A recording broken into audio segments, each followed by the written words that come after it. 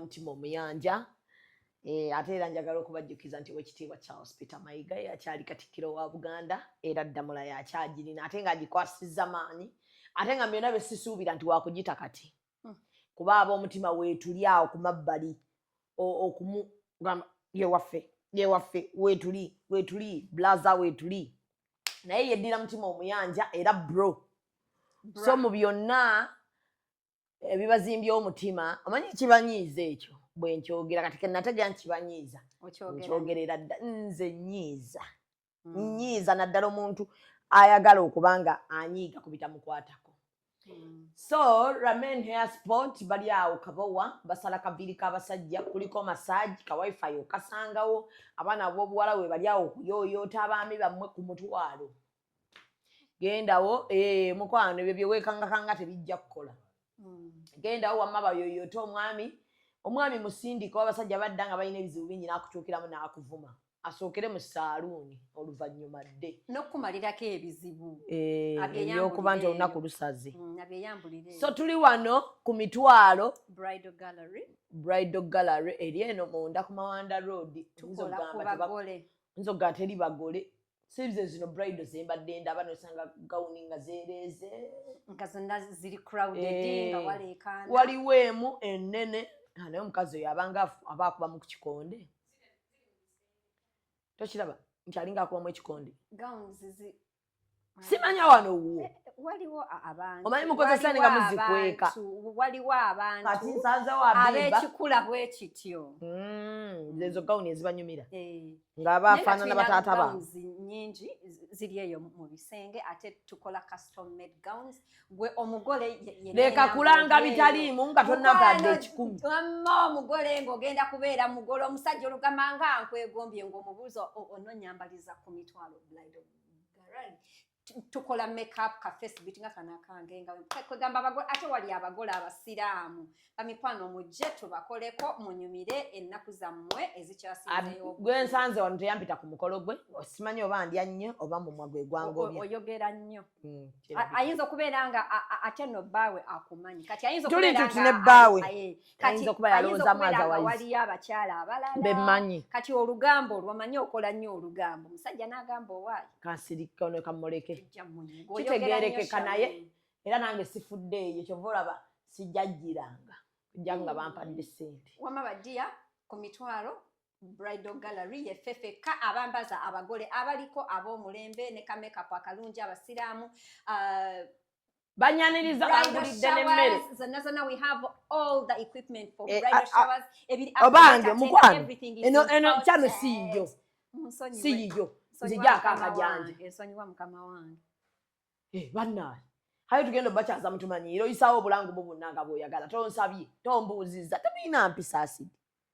wamma ndi wano ne senga asidi simanyi lwaki yeeyita senga asidi agenda bitugamba so tuli wano angulidde emmere ndowooza gy'agenda okudda mu chest revise gyannangire omanyi gweoyina omumwa asidi oyina omumwa toyina mizi gw'olya kuki ndya ku mumwa ngenda mu maaso the pot calling the kettle black the pot calling the kettle black kafeeko nkaleke onkoze bubi mukwano wandika ŋŋambi kati ezo ze muyita ki Shamimu oyina omumwa gwe ze baziyita batya ze bayita vocabulary engero baziyita batya mu Luzungu proverbs kati obadde ompaddeyo ka proverb kiringanga entamu okugamba ebbinika nti naawe oddugadde naye ng'ate n'entamu nayo eddugala kati gwe onnangidde omumwa naye ng'olya ku mumwa nze ndya ku mumwa naye omumwa omulungi omumwa gwo mubimu bakundopera buli lunaku ndiki nti bannange oli rude mu interviews oli rude ointerviewinga abantu ngo kwegamba nga wenna sefiirayo buno oli rude kati olaba abantu abo abasinga tebaasoma bwe tuba tukola interviews tukola rapo n'abantu kyova olaba nti kyewuunyisa nti ate be mmala okukolako enkyamba njogera nabo kati teri muntu gwenkyazaawo ne mubuuza ebibuuzo nga tabyagala kwegamba bo abantu babiteekamu nnyo feeling kuba nga kyebalina tebamanyi the background kyebalina okukola kwegamba awo wobaagalira awo wembaagala awo nze era sifaayo omanyi mwefuula nnyo mutegeera nnyo awo Shamimu wembaagala awo nga muzimbye nga munyiize mugeze mu inbox yo nemwesooza nemufowadinga naye nga tambuza vidiyo kubanga si yajjajjaawo oli otya asidi ndi bulungi Canada agamba ki Canada mulungi mashallah amanya g'amatuufu gwani amanya gange amatuufu bampita Sharon Mutesi yegwe Sharon Mutesi oli eddala sijja kulyogera bajja kundoga omanyi abantu abagenda mu masabu batwalayo amannya gaffe ago abazadde baffe ge baatutuma gali ag'okukyalo sijja lyogera eryo kitegeeza ffe abagogera tukola nsobi naye teri ddogo tebalina ddogo likola wadde ewali wane Uganda ate gwe tewaloga aliya gyeriri waloga aliya Shamimu waloga aliya n'akogga oyina byoyagala oyisaawo waloga aliya n'ava ku nakyokala ye kati byonna bye mumanyiiko mu byasinga okwagala ye kala ye tasobola kuva ku kala ye tasobola oyina byoyagala oyisaawo naye tekijja kukola kiganya asidi amanya g'amatuufu ye gwe Sharon Mutesi banzaala Mbarara mama wange Munnayuganda mukyala Mutooro Mumbejja taata wange Munyarwanda ava Kigali Rwanda kekayindo kano nkulaba omanyi balwawo okukkiriza negenda kafuna mpozi tulina otuteekako kakonsiira mukakola muti esongolemu Sharon Mutesi gwe mumanyi nga Senga Asidi gwendi naye lwaki weyita Senga Asidi neyita Senga Asidi kubanga ndi senga mu byaddala mbuulirira abaana abato abakulu benenkana nabo bensingako abansingako abaami n'abakyala ekigambo senga tekitegeeza mbu omuntu omubuulirira mu bintu bya nsonyi byokka okubuulirira omuntu mu ngeri kale ey'okuluŋŋamizibwa okutuufu so ndisenga kati aka asidi intinze ate nze soogera birungi byokka omuntu omugamba n'ekikyamu kyalina akakaawaako akabalagala akookya babyagala tebabyagala byebinkyayisa abannayuganda tebaagala mazima tebaagala bituufu obuulirira bantu bazze mu inbox yo bantu bazze oyina wookolera nti wano oba open sina wenkolera abantu nina abantu abajja mu inbox yange senga nina embeera gyempitamu njagala onyambeko nkole ntya advice nkole ntya senga omwana wange this and this one ndi muzadde senga omwami wange abantu bayinza ogakati gwatali mufumbo obulirira otya omuntu omufumbo buli muntu ali eyo nali mbaddeko omufumbo so omuntu ali mu bufumbo abasinga ayinza obutankubuulira kubeera agenda kukubuulira ekyo guma naye ate abubaddemu n'afulumamu if I'm being honest nyinza okugamba ekintu ky'oŋŋambye kinafu beerayo kola bwoti nojja oluusi n'oŋŋamba naye senga kino nekugamba omanyi kino ne bonoobeerayo tekijja kyuka so mbuulirira abantu ku different embeera kale eziri different abantu embeera omwana omuto oli n'agamba bannange nyina omwana wange teenager nze I have a teenager ali 15 but omukwasaganya oti kwegamba mbuulirira abantu abaze mu inbox yange nembuulirira n'abantu abatanneebuuzizaako nga tebakusabye nga tebansabye akamanyiro obubaka nkolera ggwanga wasalawo okolera nkolera ggwanga omuntu omuntu ne bw'otambuuza nga waliwo ekintu kyenda ate nga sisobola kutuukirira enamba yo sigirina saagala kujja mu inbox obubaka bw'onfuna bwe mbuteeka ne bukusangawo era buli muntu gwebasanyusa ekyo kyokololo tekibasanyusa neera oluusi kibayamba omanyi abantu beekaza onkyoketseka neera nga bwaddayo naye n'afumiitiriza gamba kakazi kano kananaagidde nga kaŋŋamba kati naye obeerawo awantu w'obeera okutte kandabe wenkyusaamu oba kale ggwe obubaka obwo obufuna and you don't act upon it naye wabeerawo omuntu agenda okiraba akyuseemu akiyigireko. Okay. Gwe nanyini Chest Revised ye maama gwe wagiggulawo waliwo eyasookawo baali bagiyita batya zaali nyingi waliwo ene yali enkambwe ennyo nga bagamba bakutadde mu gurupu ya kakati Chest group zonna zino zemulaba zaava ku Mama Tendo. Mama Tendo yani Mama Tendo mukyala bamuyitaani mukyala Munyoro naye yakolanga mu New Vision. I'm not sure oba akyakolayo naye nga akavaringa nnyo column ey'abaana ey'obufumbo biki kati n'akola group kati ffe abali ba planned kids at that time twasomanga amawulire kati ng'ayinamu column ne tubanga tumumanyi tukula kugenda ku era bannange simanyi ba Mama Tendo alina emyaka emeka tugenda ku social media Mama Tendo wait is this Mama Tendo because he was a column in New Vision. So ogendo kati ate tugendo tuka ate nga bali serious nnyo bogera kubya nga bali serious nnyo bogera kubya bana ebyobufumbo nga teri muntu avuma kwegamanga paka we mwagiyingiramu ne mugifule ekizibu ne tuyingirayo ate omuntu n'abuuza ekibuuzo n'ogamba kati ono naye kino ekibuuzo abuuzizza kyaki omuntu n'agamba mwaba asiwuka empisa zammwe ne muvuma tetuvuma n'omugamba ne kati nzijukira comments ezimu ezanvumyanga abantu. Comment emu omukyala yajja n'agamba yafayinize out mbuno bbaawe ayina obulwadde naye ye tabulina naye ate mwami wange mwagala nnyo nkyayagala okubeera naye tukoze ffenna kati mumpe ku magezi ne mugamba omwami we omwagala okyogedde toyagala kulekawo bintu tuula oyagala omwami wo okuuma ebintu byo bw'ali kulwaza mufe mwembi nanti omwagala until death does you apart ne banyiigira kati ayogera bubi bali ino mugamba nti mufune kansula bwaliwo ababeerawo omulwadde n'atali mulwadde basigala nga babeerawo kati eyo service toyina budde bwayo ati wali tetwogera kankubuulire Mama Tendo yateeka wansi abakazi bangi wadde nga bangi abaafunamu n'ate munnange Mama Tendo okutandika it was a very nice group. Yes, it was a very nice group ngeri empowering nga bakola charities nga bayamba balanga abantu ne bafunamu ne business. It was a very nice group naye nga bw'omanyi waliwo omulembe ogwajja gwe gwamu guno bannange guno omulembe omusiiwuufu guno naawe okakasa musiiwuufu kati Mama Tendo bw'agwa ko gwe Mama Tendo atugoba gwe nani fenna basiiwuufu b'empisa twali bangi kati nga bw'oyinza nga ayina ba admin eri yali organization number nga bw'oyogererayo ebitakwatagana ogenda okukeera ogenda okulaba nga you can no longer comment in this group removed kati ngogamba naye kati banne omanyi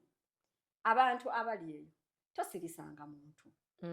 sirisa omuntu omulekamu nga ayina what we call vendetta lwaki banfulumiza nga ate kuba ffe buli muntu ye aba alaba mutuufu nga wadde muki mukyamu kati ogenda okukeera nga batuggyeko kati bagenda bangoba mu group olutalo olwo lwali lw'amaanyi mwasooka kukola lutalo nga tebannakugjamu waliwo abakyala babiri baali balwanagana omu yali Kadaama nga awaayiriza boosi we nti boosi we yamutwala e Dubai n'amukozesa teyamusasula amanya n'amufunira abasajja weebityo kati nga bw'omanyi I always want to hear two sides of the story nenoonya boosi oyo mu inbox ne mubuuza kiki kyabaddewo nannyonnyola ate nga bambi boosi mutuufu yali omutuufu so nze nenzijja okulwanirira boosi kati ono Kadaama yali afunye nnyo obuwagizi kati ne wabeerawo awo nenda okukeera ate nze nanti oluusi wembeera njogera njitika ebigambo oluusi biba binene njogera eddeyagagamba aganene ngenda okukeera nga banfune ngamba naye Mama Tendo okungoba ng'omuntu ataasomanga gurupu nina essimu nga nkwata gurupu tukola gurupu maama Chest Revised tukola group at that time bagitanga Rebel Parents Group kati abaana bonna bava mu Mama Tendo nga bajja mu Rebel nga bajja eno njikola n'omuwala bamuyitanga Carol mm. kati Carol naye nga bamugobyeyo eri ate naye yali loud tukola group ate tutuuka eyo ate era nze ne Carol tukyankalana lwaki Carol tewuliwe era kyamanyi Carol yanzibako group yanzibako eno Rebel nenda kuzuukuka nga yanzije mu ba admin can you imagine ng'onaawe okomentinga nga muntu wa bulijjo kyanuma ne nga bano omwana nga ajoga namubuuza madamu okunzijjako obwadimini mu gurupu eyange nakoze eki ko ye wamenye etteeka ate ng'amateeka gwe wagakola kati b'abantu balina okulabira ku ggwe yali mutuufu teyali mutuufu oyogera ne munno ogendayo n'omugamba naye munnaye munnange uyada leaders osusseemu kati anyway nanzibako gurupu kati amala okusaavaamu nsigalamu naye nga tokyali admin era nga waliwo okukuubagana kati tubeeramu wabeerawo kakati eyo gurupu yalina ekizibu kimu Rebel yalina fake accounts nyingi nga nyingi abaduplicatinga mbali bangi omuntu nga bana accounts ezo kati nga atya kwanukula mu account ye entuufu nagira mu fake kati wajja omuntu avuma Carol mu fake kati engeri nze ne Carol gye mulina obutakkaanya kati abantu nze mu bulamu bwange nga Katonda ye mujulizi wange I've never owned a fake account I don't need it nze bwe mbeera njagala kugamba ogira ekimu nja kikugamba ate ononkola ki lwaki mba neetaaga fake account kati omuntu nagira mu fake account naavuma Carol ebigambo ebitaali birungi bambi byali bibi kuba Carol yali yakafiirwa omwana namugamba ebigambo kale ebitaali birungi gwe abaana omuzaala bafu baawo mulwadde kale weebityo bambi ne bagamba nyenzi ne bagamba oyo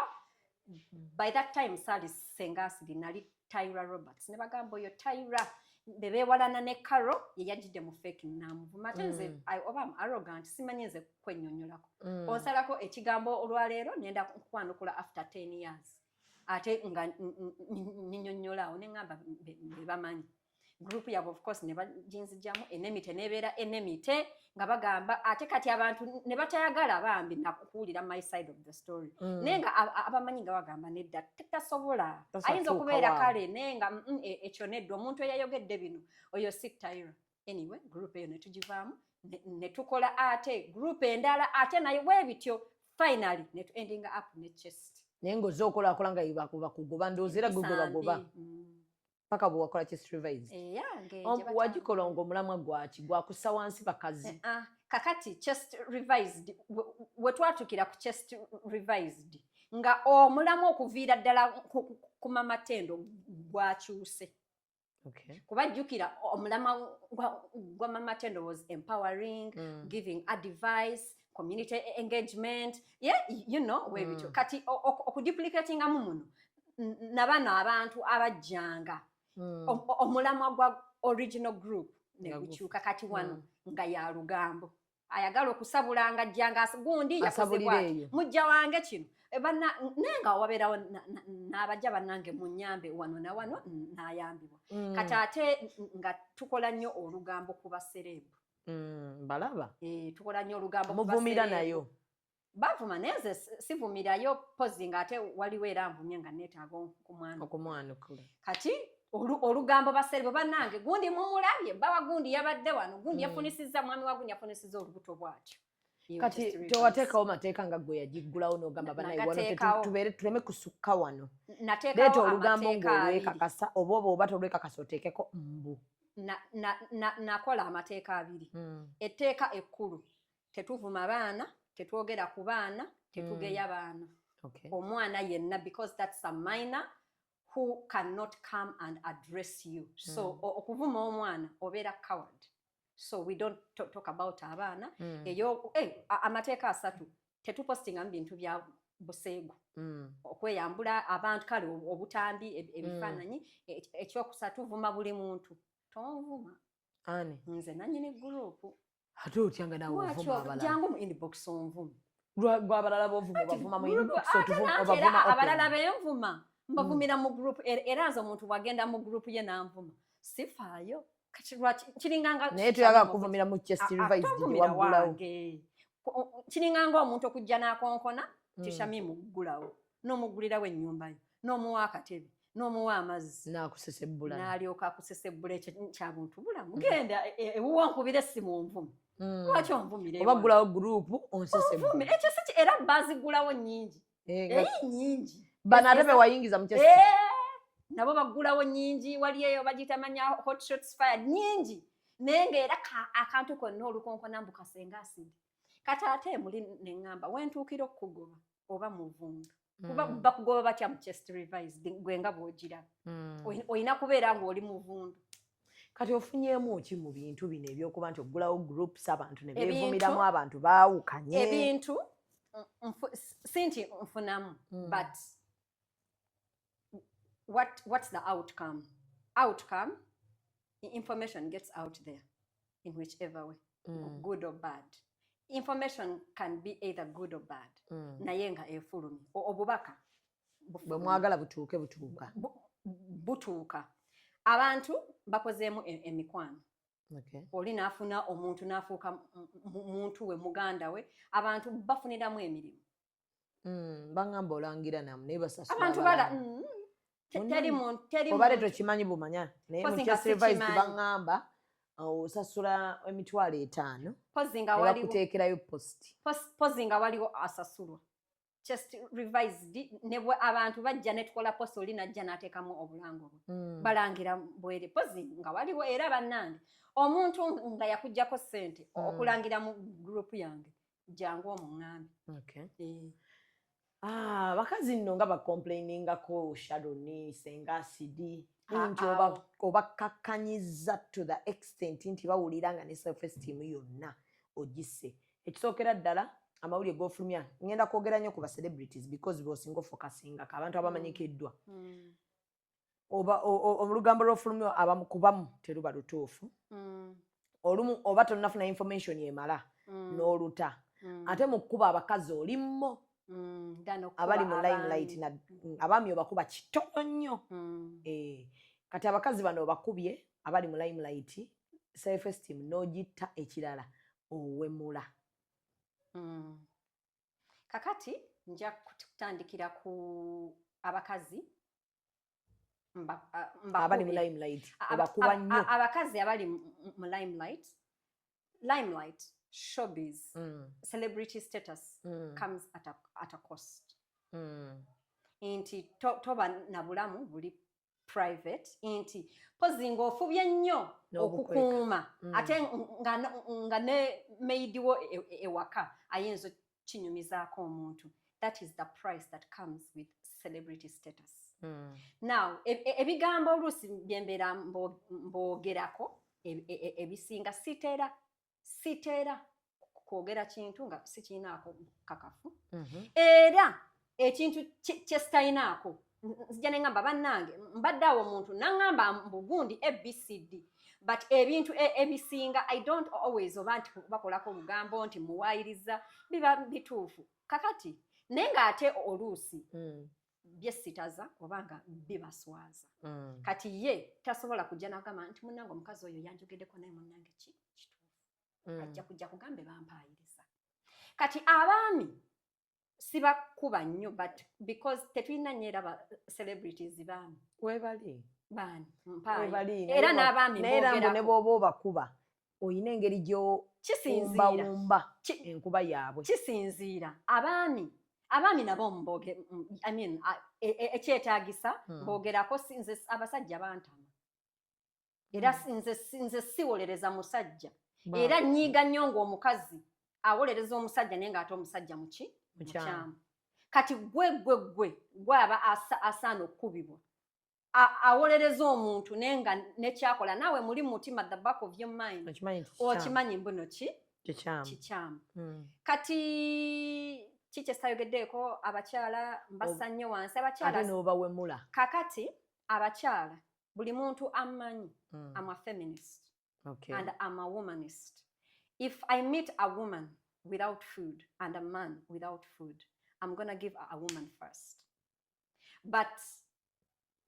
So what I'm trying to say, ndi mukyala, omukyala yanzaala, nina muganda wange omu bw'ati Rita Kalibbala nkwagala nnyo.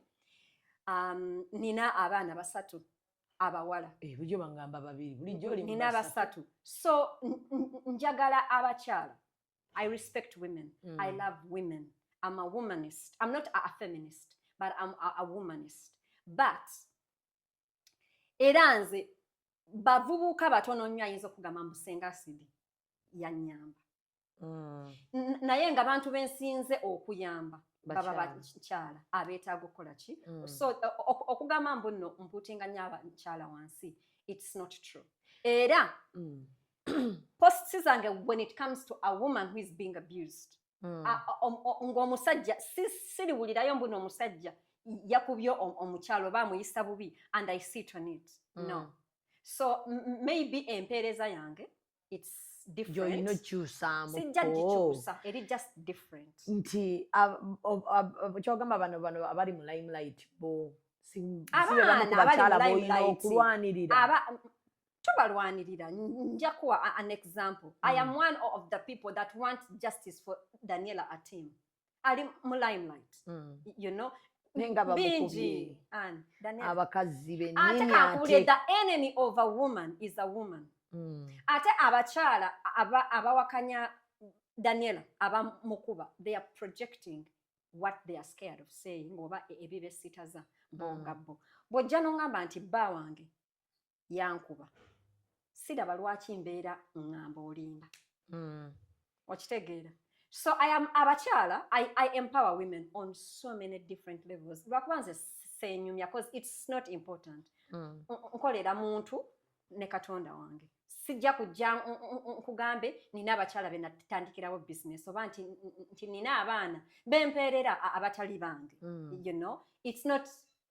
tekyetaagisa. Yes, but kuba tokikolera bantu. Ne Katonda waffe Yesu Kristo nga bamuteeka ku musaalaba, waliwo abantu abaali bagamba mumukomerere. You know, ndi mubi situukiridde, but era nange ninako ki ebirungi. Ekyogamba mbu nno I put women down. Naddala bali mu limelight. Kati abali mu limelight awo mbadde njagala okwata abaana abali mu limelight balivinga nnyo mu batuuka ne beeyambula ekyo kubeera nti muntu ye ng'alina kyayambadde eyo status. Naye muntu, even if you're a celebrity obeera muntu, so oyogerwako ate bafuba nnyo keeping up appearances. For example, ina kyasukkulumako ku bantu bano ababulijjo bagamba nti twogera ku baserebu betumanyi. Kati gwe sobola kwogera ku muganda wo kuba simumanyi. Ne bwe nagenda okwogera ku muganda nja kugamba muganda wa Zubeda. I'm using your name because yegwa abantu gwe bakola ki gwe bamanyi. Abasajja abenda bangi naye ne bakyala babo ba neighbor wange abantu tebamumanyi. So nja kujja ngambe nti munnange bawa Zubeda nno yawasizaayo omukazi omulala. Nenga ate bawa neighbor wange alina abakyala bana. So it's not imbu tubakubanyo abantu bebamanyi. Naye muba muyina amazima. Tuba n'amazima kati nkubuuze. Nkikubuuze kino.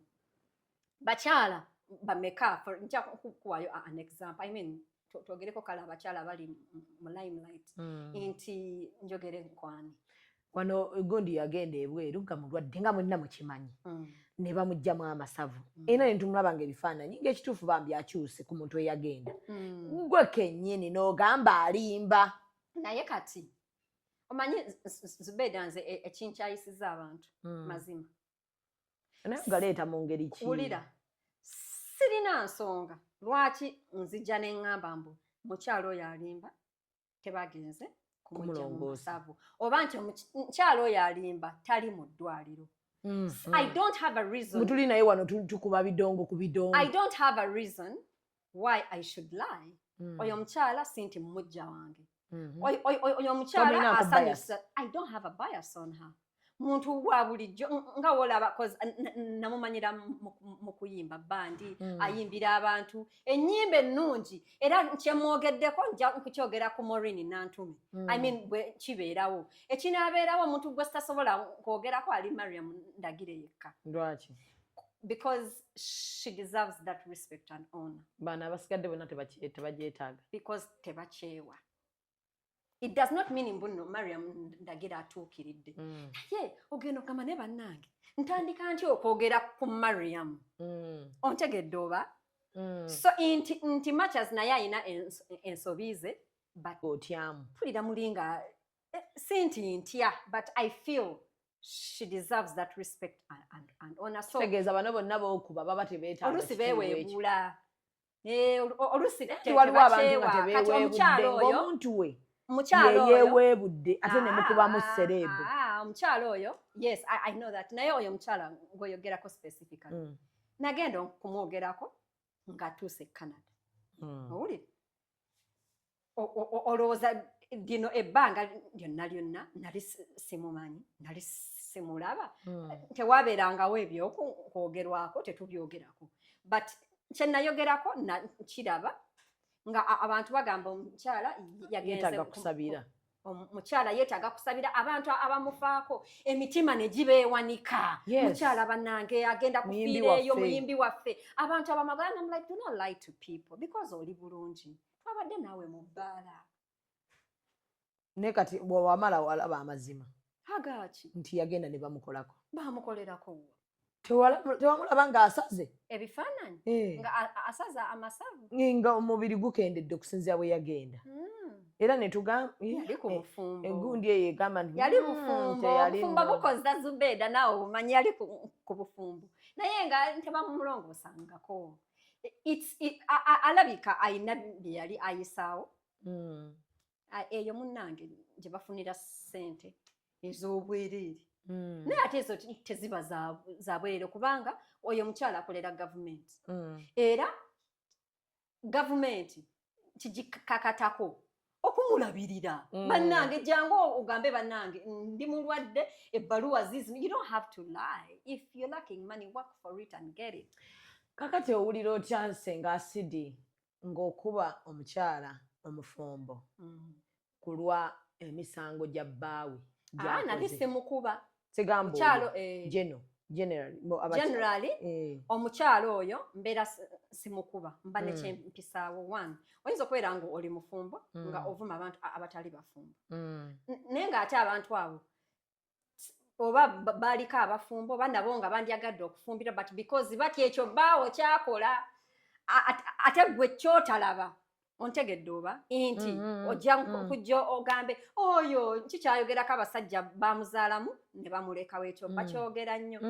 Naye nga oyinza okubeera nga okuwalkinga away it was your personal decision because toyagala kubeeramu obwo obufumbo obw'embeera eyo naye nga ye abulimu ng'ate naye bbaawe azadde mu bantu ab'enjawulo. Kati bw'ojja n'okuba abakyala kwagamba munnange kati govayo n'obalwanirira bano baali mu kkuba. Saagala muntu aputtinga down other people just because gw'oli mufumbo naye oli si mufumbo tomanya nsonga. Bagamba olina bias ku bakazi abafumbo kuba gwe obufumbo bwakulema. Kakati obufumbo bwera owabanyiigira nsanyukira nnyo buli ali mu bufumbo w'omulaba bw'oti ng'oteekayo post. Nsanyukira nnyo abakyala abafumbo ng'obufumbo bwe balimu bwa ssanyu. Naate saagala abantu bawabya abantu. Zubeeda tulina generation ewabiza nnyo abantu.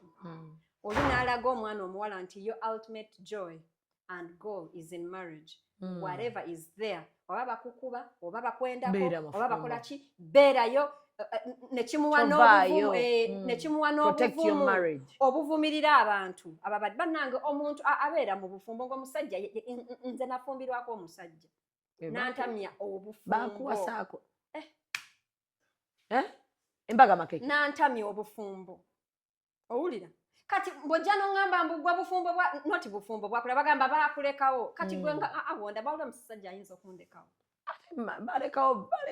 oli watuukira okuwasa teri musajja alekawo mukazi. Abasajja bagenda ne benda ebbali abakazi ne bakowa mukazi teri musajja agamba nti gwe nkukoye fuluma genda gye bali munnanga gye bali naye n'afulumya mukazi we ng'alina n'amufulumya naye nga percentage eyo tebeera nnyingi nnyo. Musajja abeerawo nga ali bored babikola. Musajja ng'ali ekitwawula ffe abasajja ku bakazi nti omukazi ogenda tuuka obufumbo bubeere ennomo omuntu atandika omulabanga muganda wo otandika omulabanga alina engeregeze and it's okay. Zubeda akusi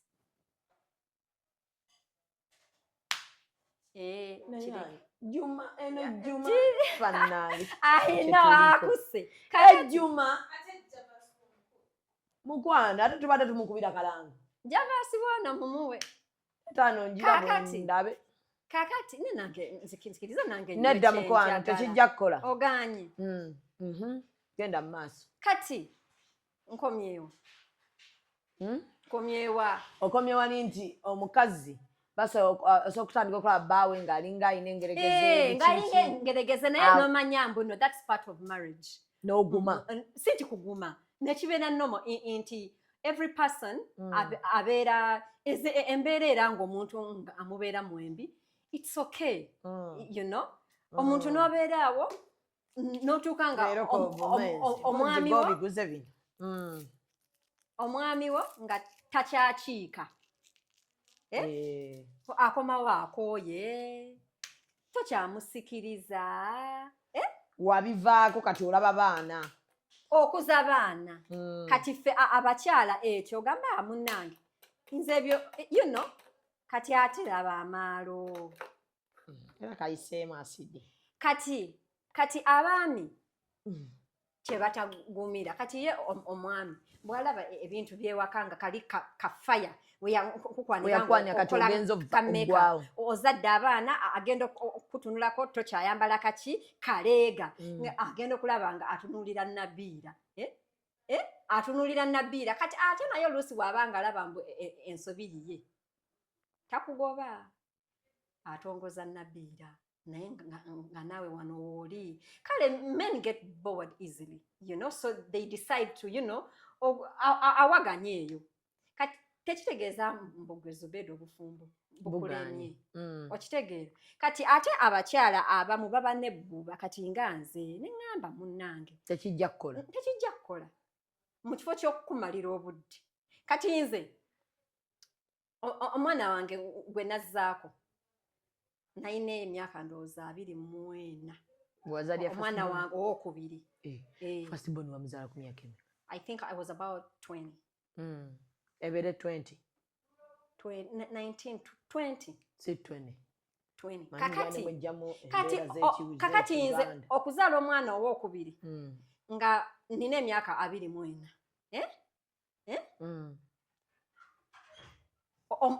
omusajja n'atandika okukola mbeera ndaba nga values zange nga nze tekijja kukola mu kifo ky'okubeeraawo omumalira obudde tekijja kukola nenkita kubanga era mu kifo ky'okubeeraawo mbeeraawo emyaka 10 gigwe wali togenda kukyuka okubeera omusajja wafulumira n'ayagala omuntu abalungi baba tebaweddeeyo abajja laba n'omulala once a cheater always a cheater era ajja kulaba n'abeeranga ku ekyo kati n'osalawo obutadda mu kufumbirwa n'esalamu nti abaana abo nze nina kati ono mwana simufumbo era mubuulirira era akubuulira ennaku ezo eziiseko namugamba agamaala agenda ogasaleko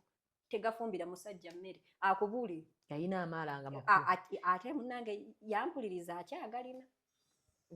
nemugamba munnange amaala tegafumba nemugamba agamaala teganyigira musajja mmere you know mbabuulirira oba olina agamaze munnange bawange antamye bawange nemugamba munnange obufumbo akutamye akukuba nti nedda akutuga nti nedda alabirira ewaka nti yakoze eki nti akomawo leeti oba abeera mu mikwano gyenge you know so it's not like mboba ngamba obufumbo buveemu nayenze obutafumbirwa it's a personal choice bwanyiwa obufumbo kyoba tofumbirwa oba kale n'ogamba nti nina omubeezi asidi ayinayo omubeezi nina era nina kubeera nange tuba tujja kukusalako ekigambo nze nina omwana wange omuto wa myaka 2 nina kawere omwana wange omuto wa myaka 2 omuzungu Amma bangamba olina omusajja omuzungu. Myaka ebiri so. Kati Canada olina muzungu. Myaka ebiri so ekyo kitegeeza ndi nakawere naye embeera ezo omanyi kitegeeza Canada kati waddamu oli muvu obeera n'omusajja. Siri mufumbo. Ajja buzina akulabako. Siri mufumbo. N'okola kyekyo. Mwerabako. Mwezaalamu n'ekine mukita. Kyonna kye kiri. Mboolera akaasi. Kyonna kye kiri. Ky'oba omanya nti si bulwa nkendi ate senda. Mboddayo wooli ow'omuzungu. Onoonya olugamba nti omumwa. Yagala just kudumizaako okwo ku muzungu. Omuzungu omufuna oti. Mubeeko. Temubeera mwenna mu nnyumba yemu. Tokyasobola kubeera kitegeeza na musajja mu ruufu y'emu. Kyasobola. Kati obufumbo. Okyalina erifiya. Ate nakula. One, abaami, by the way, abaami. Mwegendereze nnyo ebintu bye mukola abaana. Mutraumatizinga abaana. Nze aga Katonda Mugulu Zubeda. Musajja ne bwajja obanga afaanana atya nagamba njagala. Tokkiriza. Ne bwakula buli kimu ky'abantu mutuufu. Nina abaana basatu. Mu basajja basatu. Naye watambulamuko nnyo asidi. Abasajja badde manyi oli eyatuzaalamu ku 2. Era ye gwe twagira ku 2. It is because mbunze nzaala. Naye abawala ayagala omusajja ne wayitawo emyezi egyo n'engaggyemu embuto ezo mwejo emyezi 3 wamma. Kisoboka. Oyo n'amuvaako kati nze olw'okuba mbubangi nnyo. Naye kati omusajja oli gw'otenda obusungu. Kati omusajja eyasooka bwe nazaalamu omwana eyasooka. It was not even love, simanyi, but it was that pressure of, because I was dating for the first time. Nali fala. Wali naive. Nali naive. Kwe kujja lwe lubuto. Kwe gamba saategeera. Ogamba kanzaale. Nengamba kanzaale. Kwe gamba nali fala bambi. Kati ate ono owookubiri nali mulaavu. Na datinga. Musajja nanjagala. Musajja nansaba omwana. Nga tomumugamba. Nansaba nga talinayo omwana wadde nansaba omwana. Nansaba omwana nantiipya omwana. Noga akampa omusajja omwana. Kampa omusajja omwana. Unaamwagala. Yunaamwagala. Anti tusiba tugamba abantu zaalira akusabye omwana. Zaalira. Era nze kino nkigamba abakyala. Ate kati saagala eno advice. Tozaalira musajja akusabye mwana. Zaala omwana ng'omwagala nga wuwo. Tozaala mbu. Omusajja akuzaalamu omwana nga amukusabye. Era nga n'omwana wa amwagala muli. Nenga n'omulabirira tamulabirira ye azadde amaze. Kuba abazaala bangi. Gwe bw'otamuzaalira era ajja kufuna. Tozaala mwana nga tosobola mulabirira. Tozaala mwana nga tomwagala. Zubeda tulina ebizibu wano bingi mu lino eggwanga. Naye Zubeda teri kintu kimala mu maanyi nga buli lunaku. Omwana omuwala okujja okumukabira ndi lubuto omusajja yansuulidde omwana. Tugamba bannange tubabuulira buli lunaku. Kati tubuli abaana temuzaala muline nga bagamba gwenga wasi kati naawe oyagala obeerenga nze. Oyagala naawe obeere n'abaana bakumenye. Oyagala naawe obeere n'abaana basatu mu basajja basatu. Kale labira ku nze. Mbere example yo. Tekikutuukako. Kati bano baba bagamba ba motivational speaker. Ba motivational edda. Kati gojja igwe oyo agamba ndaba naye waliwo ekiboozi. Ekigamba mbona tundanga akaboozi China. Ngabaga India sigendangayo. Tonna kiriwulira ekyo. Bagamba India ne bagamba Malaysia ne bagamba Thailand ne bagamba Dubai. Omululu gwange gwasooka okugenda e Dubai was 2 years ago ku summer festival ya MC Rich. My first time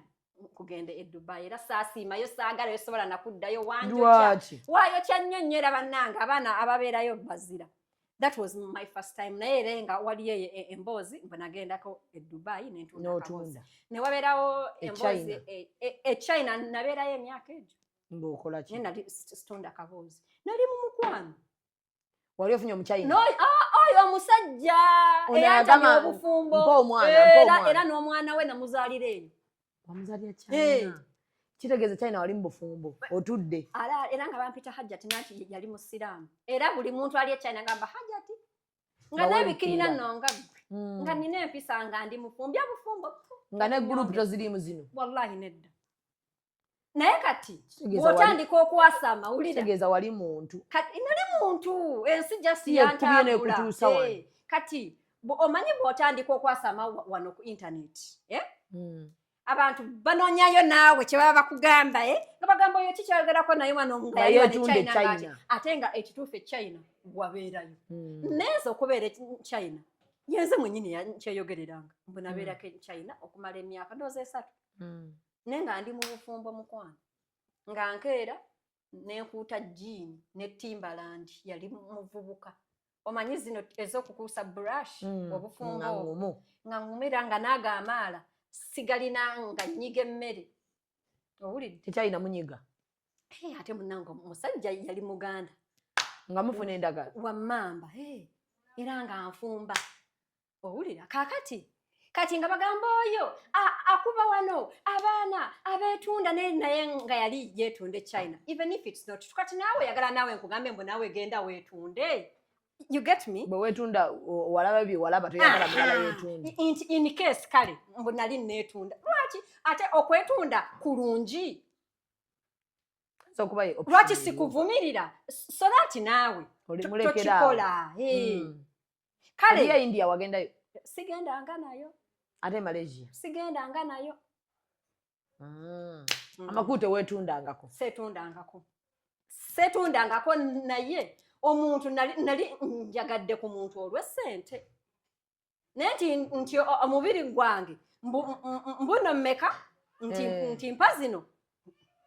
totegulangako seetemangako biwagu naye nga bw'omanyi okutegula okumanyi kutegula ki okubba abagagga neweetwalayo ng'agenda okwetega nemubba obanga ssente nga naye mubbira mu ssente ziwera okwetega n'ogendayo ng'oli okoze appointment naye ne bakugamba kati ogenda China waliyo omugagga waati nga banno bakulamuzza bakuwadde ekifaananyi bakiwaddeyo n'otuuka wali gwe n'otegula omugagga n'omubba n'oleetera banno nga olina pimpu olina pimpu akuwaayo ne bakuimpootinga nedda tekiba nali fala nga tobisobola nali fala ate nali nnyo muntu wa mukwano up to now ndi muntu wa mukwano kati sola like kubeera awo mbwe neetege like neeryemu kate nze sibeerangako singo buli kaseera mbeera mu relationship ohiringadde lwaki ohiringa tolinde ebyokuhiringa abantu mulekera okugamba I'm taking time I'm hearing ovaamu buvingo yingira bulala wenviira mu bufumbo oba mu relationship mba nahiringa dda njibeeramu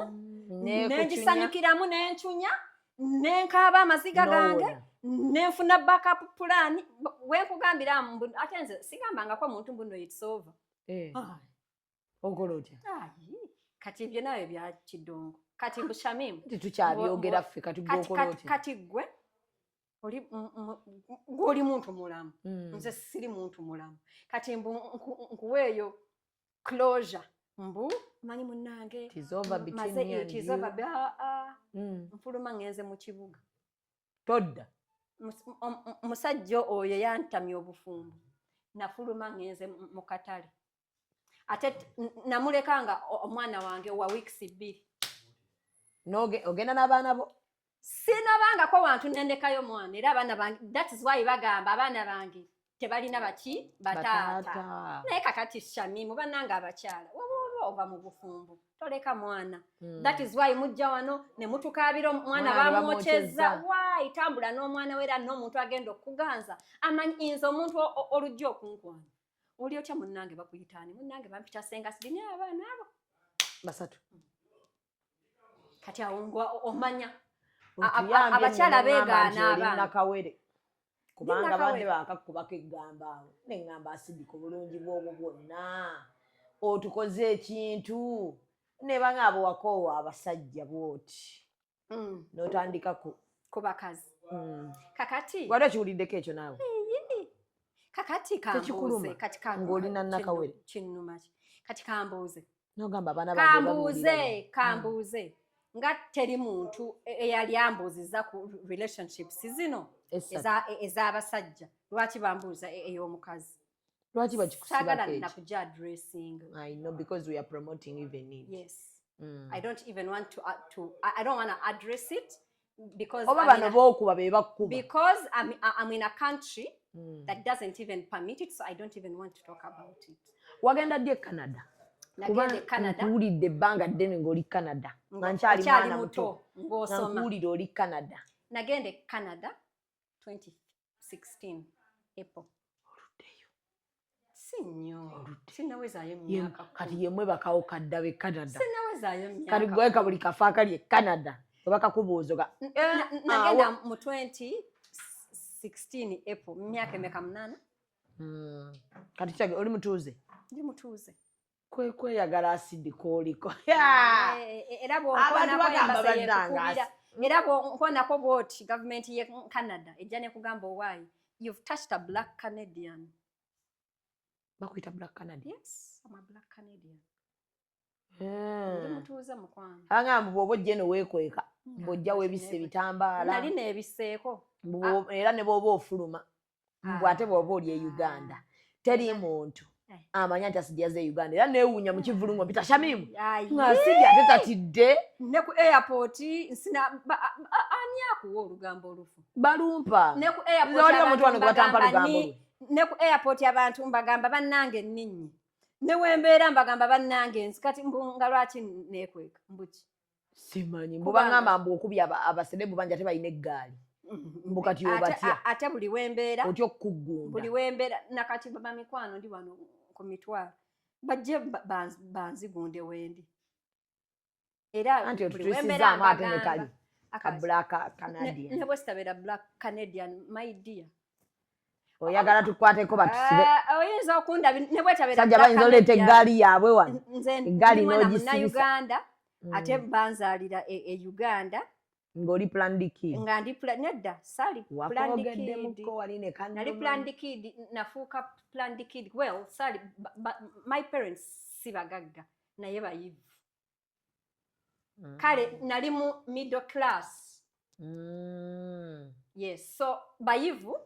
because of that basobola okumpa avenues ezinyo nti tebampadde ssente but bampadde like social capital abantu nsomyeko n'abaana b'abaana abagaga gwenze meetingzeeko abantu ab'omugaso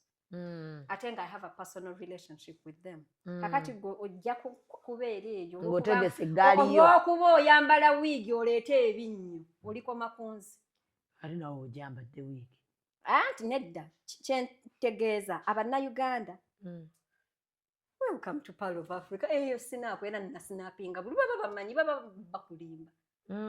kakati abannayuganda omanyi omuntu agenda nalo omanyi e Uganda buli muntu ayinza okubeera serebu bulungi nnyo bw'otunula mu kamera n'owemula abantu ofuuka serebu era naawe n'obeera ne bawooloolo agamanyi n'olowooza mbu n'ojja kusanga senga asidi oyinza okundaba nga nvuga emmotoka nga temuliimu muntu yenna gwe n'olowooza mbu no ndinzekka tebakyawa bantu mbuno ba escort golowooza ojja omuma ntaalirako nga owulira binnyo kuyiika ate asidi awe mutuusa ate nga wazibu nga wazibu kankubuulire Shamim by the way this is a serious issue kati nze honestly era bannange omuntu bw'obeera ngo ali eyo ngalooza nina abalabe nange abali personal ng'omuntu oli nga yankola ekintu nga twemanyi one on one I have them but ate tebasobola ate kuntuusaako obwo obulabe obwo because it's a personal wrangle naye ate we twatuuka this is not only about me era naawe abantu abakuba media mutiisa abantu ba media nja kujja nyinza okubeera ngu olwaleero nvumye Shamimu naye nga enkya nina ekintu kyengenda okuyisaawo ekigenda okuyamba abannayuganda stop silencing the media comes in so many mwakwata wano jjajja Ichuli nemumutta owulire era nze nali wano nzija nina omuntu gwe nakubira essimu ne mugamba munnange I'm gonna come but Uganda isn't safe you know koje yes I know that ekyo kituufu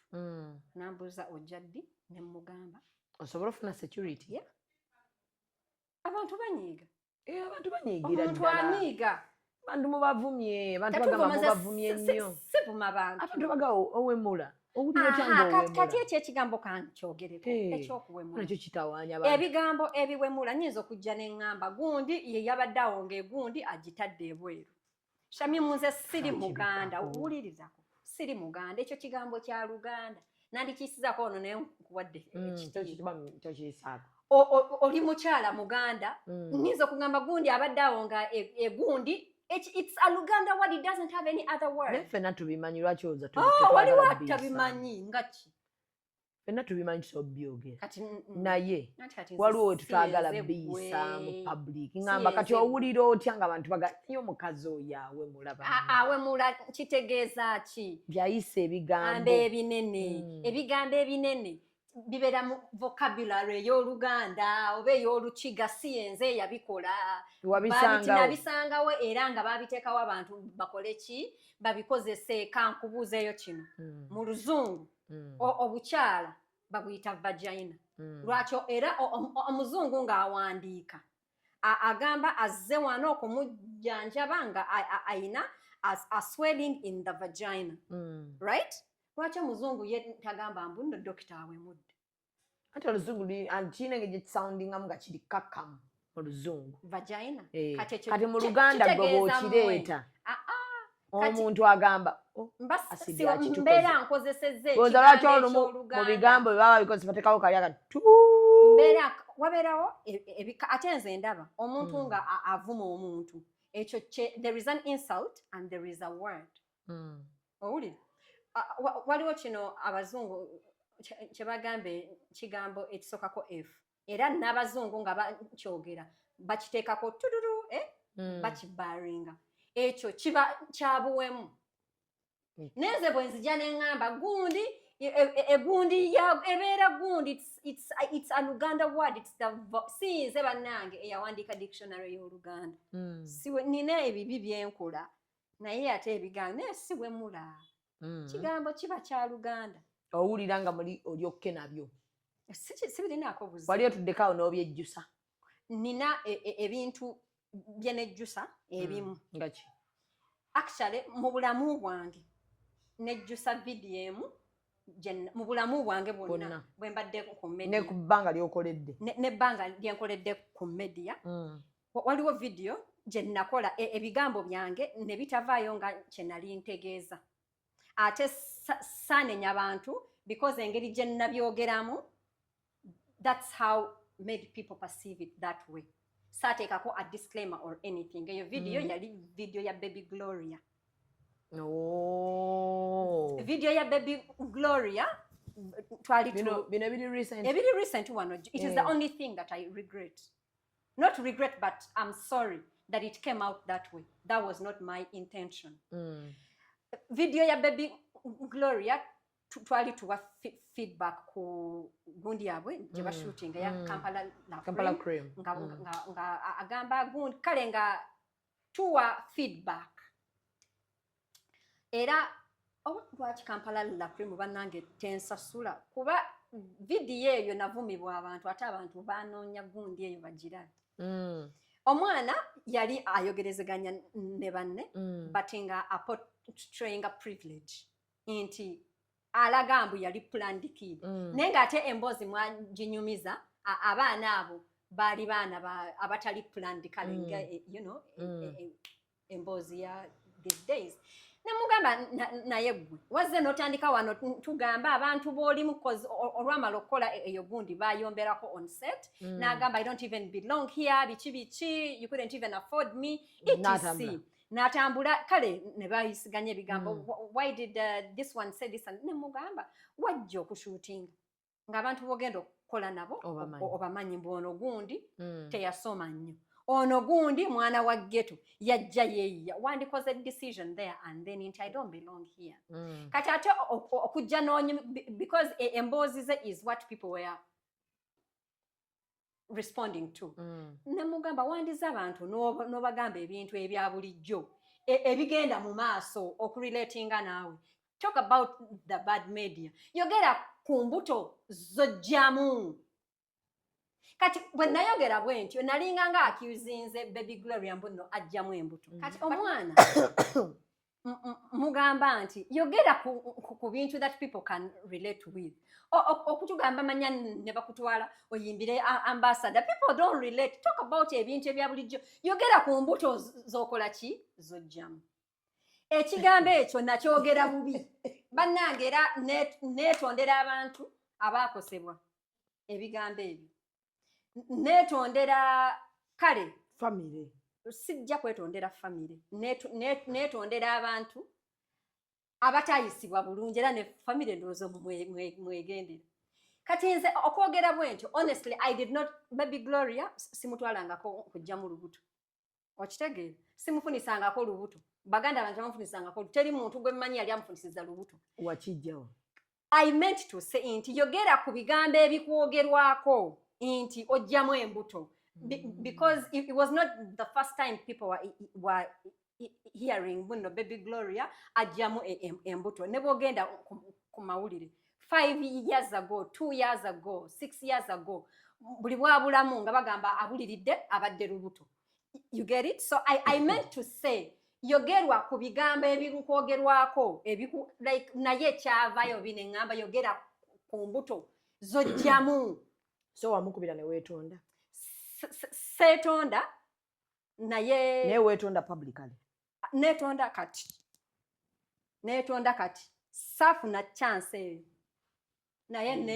neetonda kati nti my words were not meant to say nti Gloria ojjamu embuto so wamala no feeling sorry ku kyoyogedde nalaba abantu nina n'abantu bange there is a person who is important to me yaŋŋamba watandika ddi okuvuma abaana kuba kyenkumanyiiko ebbanga lyemmaze naawe tovuma baana nemugamba navumye mwana ki naŋŋamba wagambye baby Gloria Mbuno ajjamu embuto wandibulidde otya nga bakyogedde ku Tyra nina my daughter is 15 naye babimwogerako dda nti namugjamu olubuto so I said nemugamba ekisooka baby Gloria takyali mwana naye era mwana kunze but saategeezezza ekyo kyentegeeza nti abantu nze teri muntu mukwano gwange oba wa family ayingirira ne byenkola but that video many people were offended ne bagamba oyo mwana muto ate first of all okujjamu olubuto sikiwagira but sometimes kiyinza okubeera kati omwana omuto ng'afunye olubuto nga teyeetegese like in whichever way bw'asalawo Mbuno I am not ready me as me because nze ndi mukazi muyivu mbeera Bulaayi it's okay than omwana ekyo tekikuluma nnyo kikulumi ekyebulaayi olina engeri gy'okyogeddemu wulira kati omwana nga olaba mbu agenda kuzaala omwana mu kaseera akabi teyeetegese and all that it could also be inevitable Mbuno olubuto aluggyemu so nze n'abantu abajjamu embuto sibavumirira because it's a personal choice that's your body you know how to plan for it you know what's good for it if you don't feel like you're ready so nze my statements were not meant to crucify baby Gloria Mbuno ajjamu embuto but I meant to say yogera ku bikwogerwako wetondere baby Gloria maama we ne family sijja kwetonda ate kati ebigambo wamma mbyogedde ate kati lwaki mbiddamu neetondera ebigambo byange how they came out nti my intention was not to accuse omwana oyo tonteeka gwe ku nninga naye nga ontegedde maama nayogera bubi anti awo omwetondererera sijja kwetonda kale neetonze neetonda kyeyo naawe neetondayo yakamanyi neetonze baby Gloria ebigambo byange nali saagala kukwakyuzinga Mbuno ojjamu embuto I was meant to say throw more light on the allegations that the media always posts about you era nga baby Gloria I don't have any problem with her I don't even know her bani bano abali mu mawulire abalala bo balinako obuzibu oba oyogera bwogezi n'okita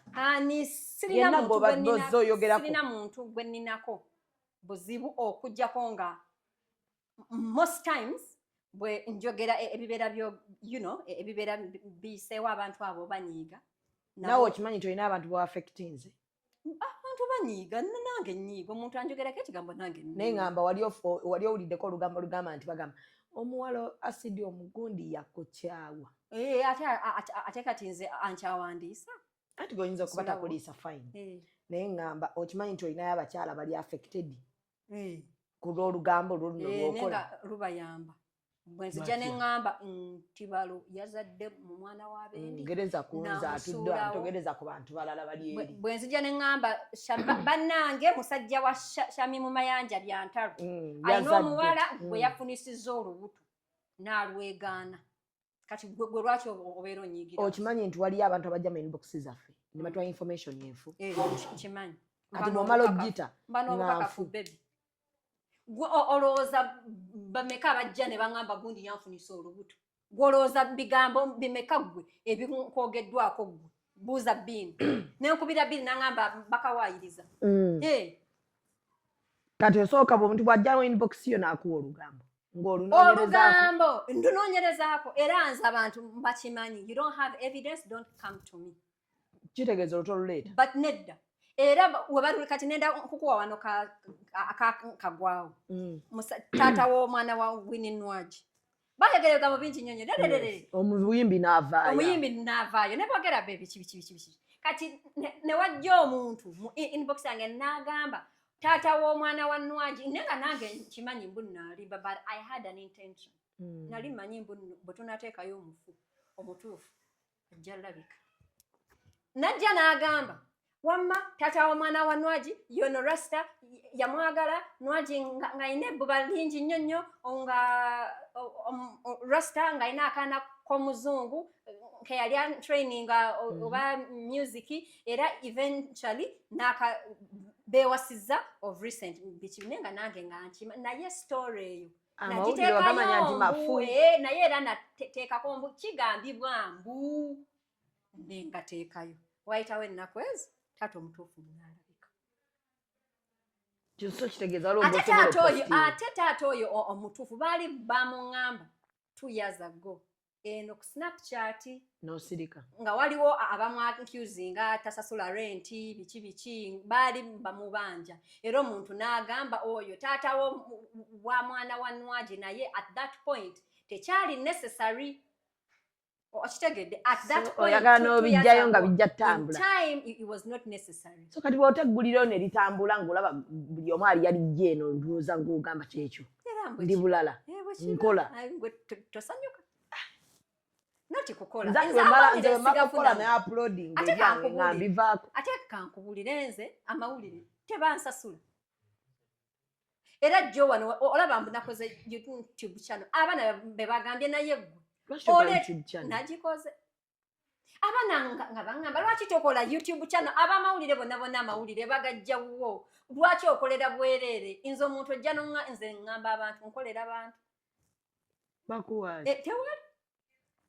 kati wasazeewo okole YouTube wakiri YouTube ensasule kale view yo ensasule kati batandise okukusasula tugenda kufaafaagana naawe anti kati buli gguliro ogenda ddiisa kakati abaana nga bagamba naye bw'okolera bwereere lwaki okolera bwereere nga kati nze abantu bagenda ne basalamu obuntu bwange ne babuteeka ku TikTok ne basasula ne babuteeka ku YouTube ne basasula kwegamba nze nkolera abantu ssente ne ŋŋamba waayi abantu be basabye YouTube channel ne ŋŋamba leka ngikole twalinayo omuntu gwe wali okubye n'ogamba naye ono nga mulemeddeko nnyo abantu tebalowooza nti muyinako n'obuzibu mbavaako era naye ate nga naye bakwegulira ogamba waliwo abantu besitakyayogeraku kati ng'omwana wa Gasumba si kyamwogerako abantu batuuka ne balowooza mbu nno muwalana naye si muwalana oli mwana muto that's like my baby sister naye ate oluusi yabeerako amaki amawulire agaliko agatambula nga buli muntu I don't know why every other person has to talk about it and I shouldn't you get it kati babeera bagamba nze ebyogerwa eyo ndi emyaka gyansala ndi mukazi mukadde mpala n'abaana abato abawala abato abalina kyebekoleddewo ate nga gwe toyina mbu kyeweekoledde ate nze sirina kyeneekoleddewo kyeyo kyakusala ekyeyo kyansala mpala n'abaana okitegeera kati abaana era ate nga ebigambo ebyo kati Sheila ayinza okukola ekintu ye mwennyini ne tukikomentingako naye ate oluusi ebiga kati ngendo ku Snapchat be bannemezaako entalo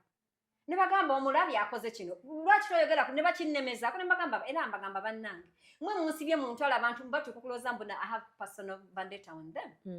you know naye nga bagamba mpala n'abaana abato abalina kye beekoleddewo ko gwe ate gwe n'ogamba ki bali we babagamba kolera ate ekyoko gwe omuntu oyinza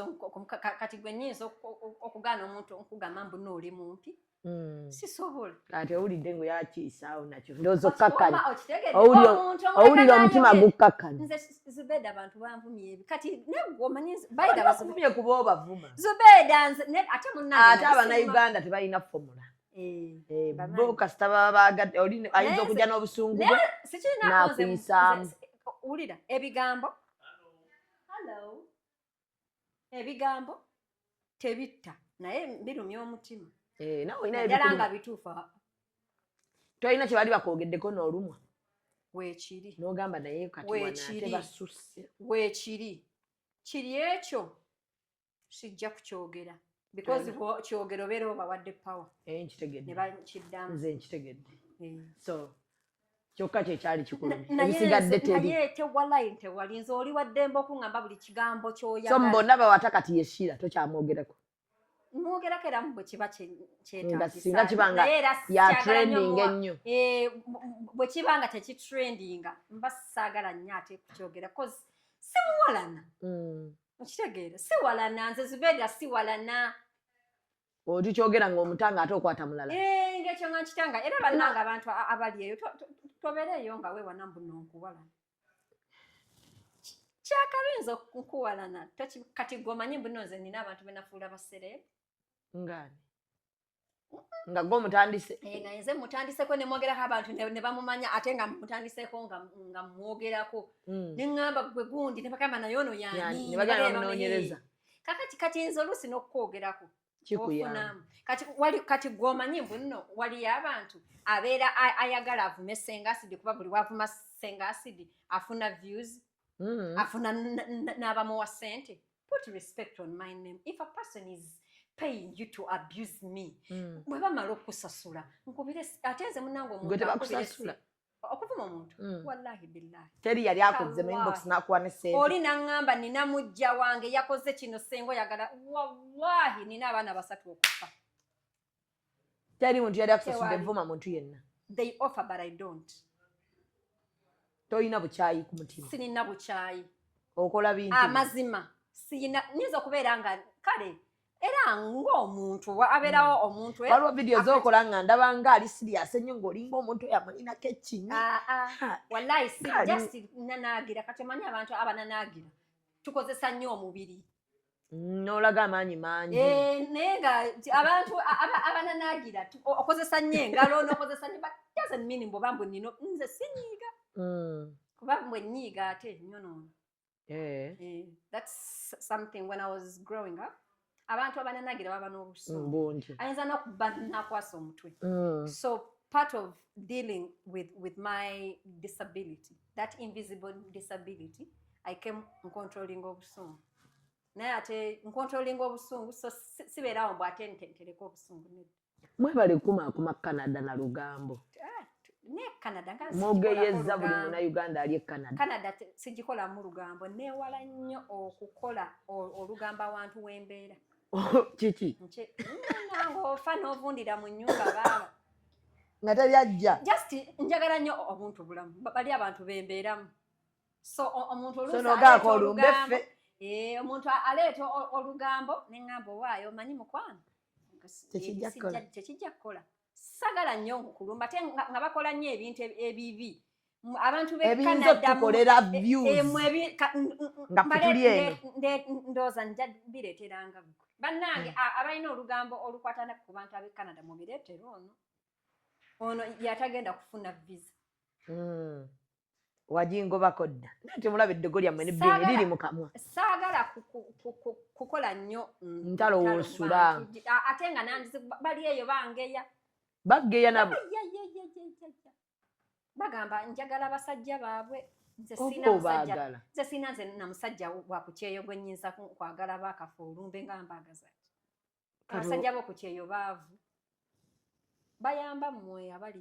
eno ffe bazimbiramu mmwe naye mwe mbalaba nga balina mmwe ajja e Uganda ng'amaze wiiki nga yeesiiga akazigo anoge nga agenze mu zimoolo okuli seewo najja eno abambalire mulabe nti naye engoye bagula za seero engoye za seero n'agulaawo obusaawa ne baba kati ffe kikyogenda okuŋŋamba nze omusajja wo ku kyeyo mumuteekewa naddala baba basiiwufa eyo nga bali eyo akazigo bakeeko banatera okujja muteekewa naawe annyambe kyampe ekyanyongereko ki era bannange kyava bangaye nti abantu beeyo temufumba temulina mpisa mbu mujooga abasajja balina bambika gundi we batuula ne beekumaakuma munnaye gwe bakucunya batya nti munnaye bancunya babacunya naye nze neebaza katonda mbuno sicunyangako musajja yenna naye nga mubawasa ne mubacunya siwasangako gwe ng'ogi bavuddemu kale abalala babawasa kuba waliwo abasajja bangi abagamba nti babacunya ebyaddala babawasa ate wali guno omulembe oguzze omanyi kati tulina abaana bangi abazze nina omuwala gwe mmanyi emyezi ng'esatu yali out ku tebo ng'alinako abasajja abo nga bona beemanyi nga beemanyi teri ayomba namu ng'ate ng'alina ne gwabeera naye waliwo guno omulembe oguzze bambi omanyi omuntu nga wankajja e Bulaaya embeera ebeera nzima kati ebikazi bibeefunira n'abatuuza ku tebo basatu n'amutuuza ku tebo babagulira emmere McDonald's tebasobola wadde bafumbira kamere babagulira KFC agaana atya agaanirewa kati baaliko basatu nga bakola baki nga nange nga abali awo ng'ali awo nga bonna bali awo bawoza mami ate akagamo ka mami kakola eyo kamami so abasajja b'ebweru tu abasajja b'ebweru bambi tojja kubasobola bannange abakyala abali e Kampala omusajja w'e Bulaaya bwakukwana mukwano okkiriza kuba baba n'ennaku kati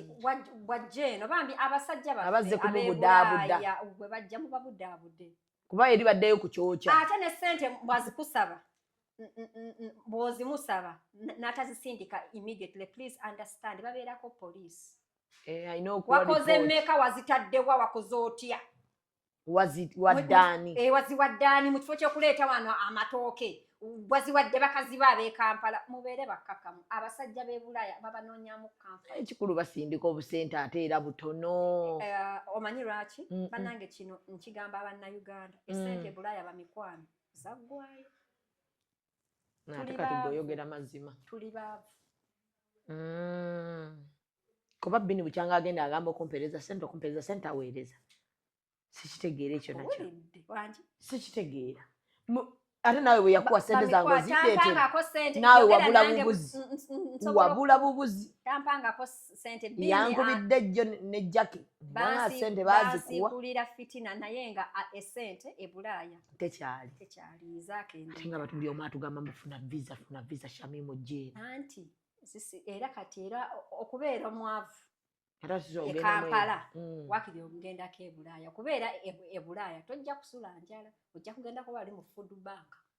bakuweeyo obwereere e Kampala ojja kwerya enkuta naye nga sente zirezi ennyingi empitirivu tukola tuziraba zigenda misolo ate gwe lwaki oyogera mazima meereera abalala kati bagwogera nga batulidde sente z'oba ottaddeko mu nsa kati fe olaba okola sente n'oziraba ne bakuwa ceekiyo eya wiiki ng'eriko $10,000 $3,000 naye nga kweza $3,000 wallaahi oyinza n'obutaterekako ebitaano kati ffe bwe tuzifuna maama n'omuwaayo kuba tulina abantu abali ku omwezi baba balinzi olina abaana abasoma eno abaana be bali eno abaana bange bali Canada bo naye nina abaana abalala nga wadde sisi yenza abazaala naye nga badipendinga ku nze baba balinze waliwo olinga rent wali kugwe era olukakwata ng'owaayo ng'otemako that is the satisfaction we get because atenze kyemuva mutakomauka $100 eze Canada 27,000 nze tezinyamba naye gwe we Kampala zinkolera nze kati oba ogamba kasita era we Kampala renti we wa 5,000 oba 4 kale landlord deka muwekana kale tajja kusula wabwe kale abasajja bali ebweru abasindika sente genda ogule emmotoka bazikola ate abo babi nnyo basula bubi abasindika genda ogule emmotoka fusula mu apartment nga yakakukwana abamu bakozesa credit card musudde abasajja mu mabanja musudde abasajja mu mabanja abatubuulira ffe tumanyi bali eyo bakola ssente empya n'enkana credit card kati kankubulire emmotoka eri mu kale etunulako miliyoni nga 17 you know akamotoka katonotono miliyoni 2 zibanga dola nga 8 ake Canada that's not little money my friend omuntu we Canada okola dola 8 nga kali ku savings my dear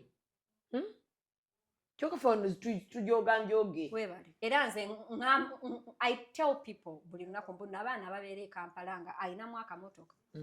asobola okugenda ko out at least once a week nanywamu nalya kyayagadde n'asasula rent n'alabika bulungi si kyangu woloza acha abantu bebulaya abasinga basiimu tubeera basiimu nzoyinza okunsanga Canada nga nfaanana bweti tekisoboka tulina budde bwa makeup mama ebinvumiye eyo ku internet akakazi akakadde akasiivu kati gwe wano olabyewo omusiivu ndaba malidadi sana malidadi naye ndaba omukanada yennyini waneeri oba wa kyanna mukaaka tumanyira mmwe nga tutuuse wano ne makeup abeera waawo bangamba mbu muyina ba makeup artist ababa balinze ku kisaawe muleme tutuukako ng'ate mufaanana bulala ate nze awo situukawo nze ne west bwe wandaba ku show ya regional nekubye makeup wali olabika bulungi ni mukazi mulungi just embeera yeera bannange embeera bulala so omusajja we bulala wakwayo $2 nga 2 muwe ekitiibwa bambi nga tubadde tugoba abo bantu bebulaya bafiirwa tufiirwa eyo kulumbe ne batandika okuŋŋaanya amabuga abantu nga bawaayo $10 $2 bali serious nefe wano manyi amabugo ge tuwaayo wabanga era ayambye nga awaayo $10,000 omuntu okuwaayo akakadde wano ezo $400 wamanya muntu webulaya okwata $400 naziwa munna bulaaya munne tetulina ssente kale kyalwaki mutulimba nti jangu nja kwaniriza ne mubula nange we nafuna visa eyali entwala nina omuntu eyaŋŋamba namugamba bampadde visa neyeewuunya nnyo simanyi lwaki yakyewuunya nnyo yatya simanyi lwaki yakyewuunya nnyo naŋŋamba jangu jja kubeera wane wange wanene ate kankubulire mukwano okuggyako abantu abaagula amaka ennyumba olwedde n'okugula ennyumba ebulaaya omuntu agula ennyumba nga yabisenge 3 mortgage nga yabisenge 3 ne garage ne backyard oyo nga waliyo abagagga oli nga ayina waggulu ne wansi ennyumba erimu nga nenabo gyebali nga bajulieti zawedde gyebali naye ate obeera omuntu nagamba me I have a mortgage naye nga akayumba ka bisenge ebyo ate nabyo ebyo 3 tebibeerawo empty oluusi olaba abantu batono nnyo abagula amayumba nga tannazaala baana tugenda n'osindika obwana olukunkumuli n'ojjukira okugula ennyumba so era temubeeramu kisenge mbu nkiri awo kikiri free wane Kampala omuntu apangisa ennyumba nga full house bedrooms 3 naye nga abeeramu yekka nga bikalu ate buli kimu nga kitaddemu ekitanda ennyumba nga eri full nga yagifanishinga bulungi bakyalibe bagenda out nawe bwebeerawo nze nabeeranga wano nga bakwano bange bonna olunoba nga bajja wange nga mugali jangwe ennyumba nnene najja n'anobera omwe naye Bulaaya omuntu apangisa ennyumba emujjamu how big their size is kati omuntu teri muntu apangisa a 2-bedroom apartment nga agibeeramu yekka temulimu muntu what's the point oyonoona kati gwe omuntu okugamba nti era bannanga abantu abali eyo omuntu okujja Bulaaya omuntu n'akwaniriza muwagale nnyo aba munno ne bwakugamba nze sisuza muntu mu ntebe ennyumba yange isn't big naye sisuza muntu mu ntebe era sisobola kuleeta muntu mu maka gange nga si mukwano gwange waakiri muwe ekisenge eky'abaana n'ensula n'abaana saagalira ddala muntu asuza muntu mu ntebe okitegeera naye era omuntu w'okubulayo okujja omuntu n'akugamba mbu nno nzija n'omugamba kale n'ogenda ne ku kisaawe n'omukima n'omala omunona n'omutwala ewuwo bannange bwe tubale ensi yayonooneka tubeera n'abantu nga tetubeesiga kati bw'osanga omuntu nga yeggwe senga asidi nga waliwo n'omuntu atakwagala naye nga takusinkanangako bwe nkwaniriza ewange mu maka gange mba nkwagadde mpa ekitiibwa naye mubagoba mangu tutya okutwogerako owulira omuntu okuleeta mu maka ge aba akweyambulidde oba omulaba nga tannanaaba olaba akacyafu we kali olaba ng'akuba oba teyo tuli eki kati omuntu okwaniriza mu maka ge kale ne bw'aba nga kusuzizza mu ntebe bannanga aba munno siima naye mubagoba mangu nga tubagoba mangu kwetengerera tetubagoba mangu tubagoba sigobangako muntu nze buli muntu atuukira ewange ofuluma nga osiimye naye ate oluusi tuba tetubagobye omuntu oyinza okujja ewange olaba ewa senga sido olinayo ekisenge I don't see lwaki olinya basi nga nina emmotoka nga ogenda gyendaga nja kukutwalako mwemba I didn't go to work nja kukutwala gyolaga yo appointment naye nza okukuumira ewange mbeera nkukotogera kati ate abantu abasinga ekyo aba alowooza omugobye naye abantu bonna era okugjako oli nga musajja yeyamutwala oba muzadde we ffenna tusookera mu shelter era omuntu okubeera mu shelter tekiswaza si kibi bwe tubasalako ekigambo nti banange gundi ali ku Peter Street si kibi ffenna we tutuukira that is the process owulira nze natuuka e Canada nange era nasulako mu shelter okitegeera n'osulako mu shelter n'olinnyako baasi it is the process so omuntu bwe nkukuumira ewange mbeera nkukotogedde waliwo services nga woba olina woosula ew'omuntu tojja zifuna wabeerawo programs nti omuntu abadde mu shelter nga omazeemu emyezi 6 bw'oba ofuluma bajja kusasulirako renti okumala omwaka oba okukwatira kati bwe nkuteeka ewange ebyo byonna tojja kifuna ate n'ekirala amateeka ne system bikyuka every year every time and nze I came to Canada 80 years ago right now ebintu ebiriwo it's not what was there 80 years ago so nina okukuleka ointeractinge ne banno abakatuuka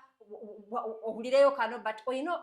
okuŋŋamba nti munnange nawulidde kino na kino gw'olowooza otya ate n'ekirala abantu batuukira ewaffe naye nga ayinayo basenga asidibe abalala ngaabo bataano oluusi tetukolagana nabo ate gwe tuyina empalana mu zi community olufuluma nga wagenze eyo nkulaba oli wa gundi tetukolagana so I don't feel safe ate oluusi abantu tubaleeta eno ewaffe ne bazimbiramu emitima alina mwe ebulaba mulina bugundi buno babita batya nga bakaddama basulamu deeka bed space abyo omusajja nnyonnyola bed space y'ebulaya ate ng'alaga mbi nnyo no singa ey'ebudde eno ate bed space sibeerangako mu bed nabeerako mu shelter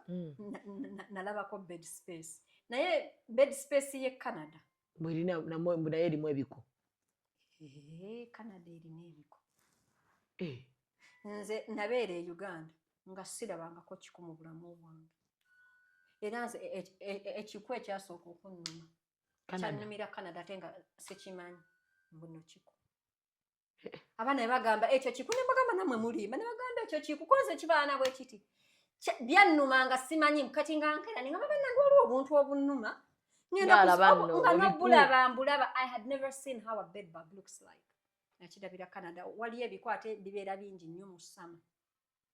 Jjukira mugenda mu shelter ezimu zibeeramu abantu abali homeless abavudde simanyi lwaki ebiku bingi mu North America bingi byayo bamubitwala abantu be babitwalayo abantu bava in different waliwo avamu eno kati waliwo abantu abalina chronic homelessness ye nga tapangisangako nnyumba abeeramu eno shelter bwe mukowa nga agivaamu n'agenda mu nanti za bwereere ng'agendamu eri bweri adodginga rent. So of course buli gyabeera agenda other shelters are for homeless people bapiikingayo ebiku najja ewuwo kukyalira n'akireka mu ntebe. So kati nammwe abatali mu shelters nammwe mubiina ewange tebiriyo naye era nze sikyala w'abantu kyala wa Jackie wokka toyagala kujja bikuwa saagala kujja ate n'okukyaza sikyaza muyinza okuleeta ebiku ewange.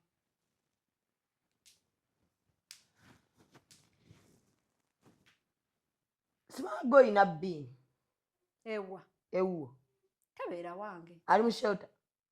mogeye sebo bbiini tabeera mu shelter oba yalogera wange ajje Kampala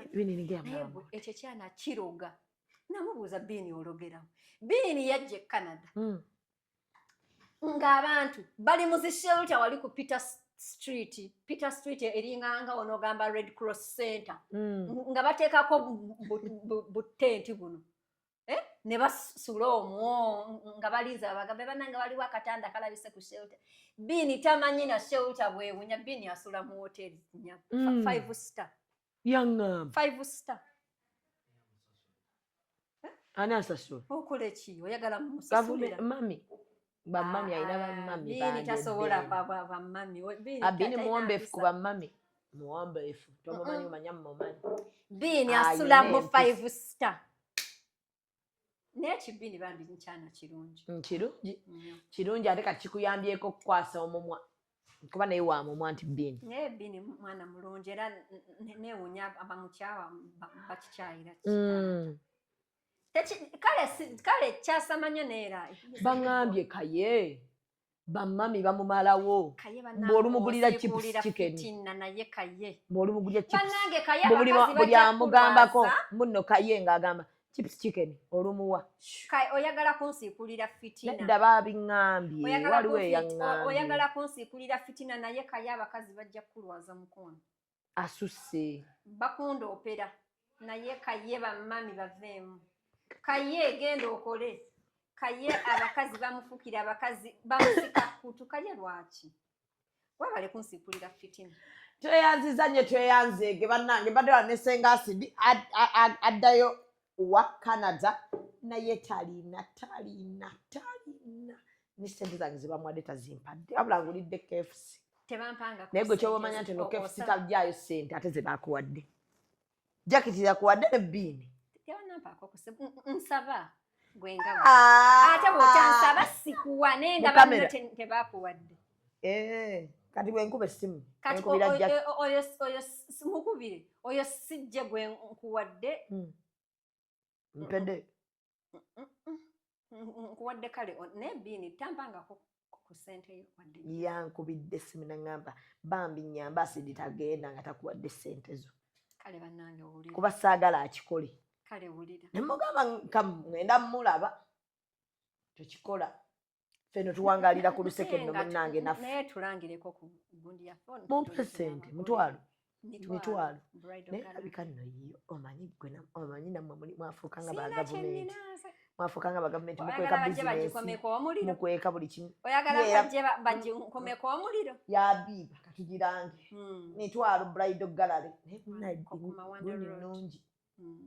Manda road kati wano tulina makeup studio eri eyo ate omukola ava wano ng'awedde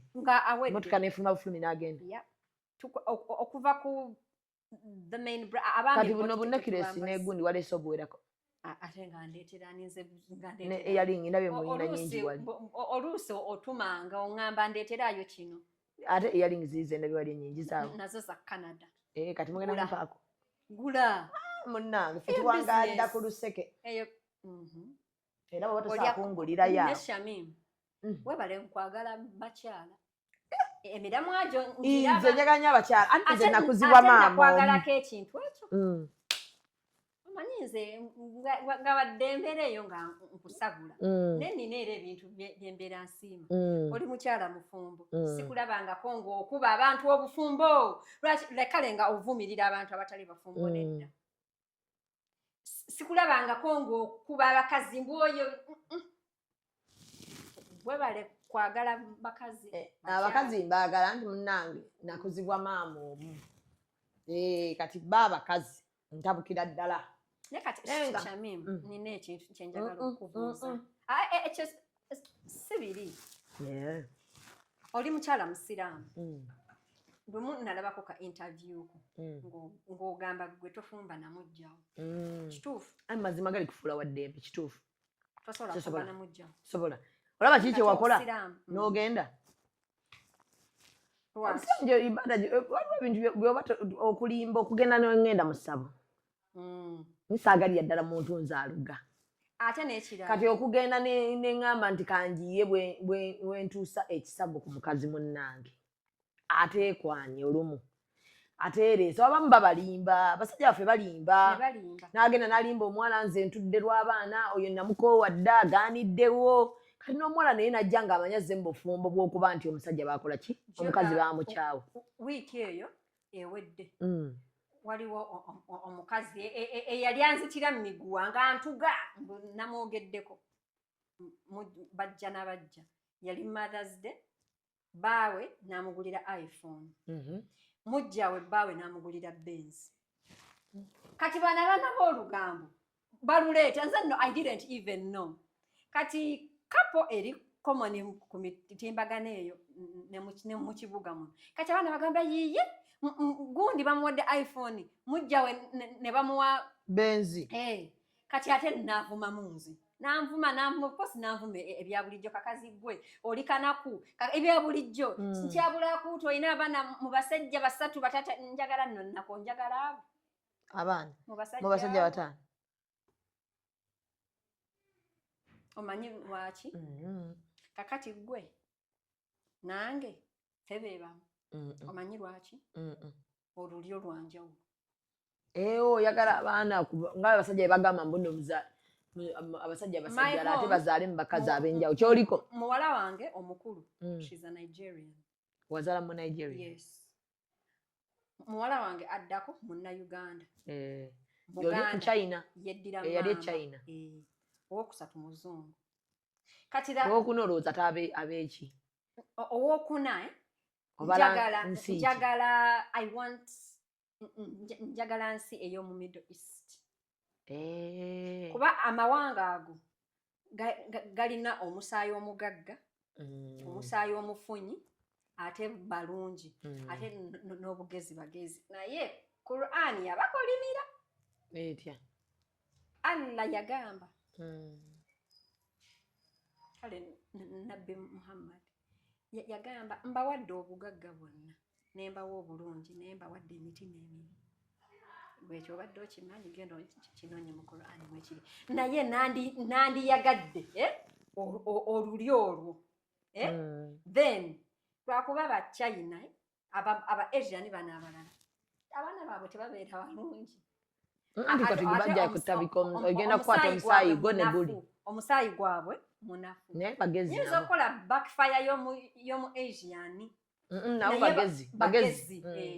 naye nga njagala abaana bataano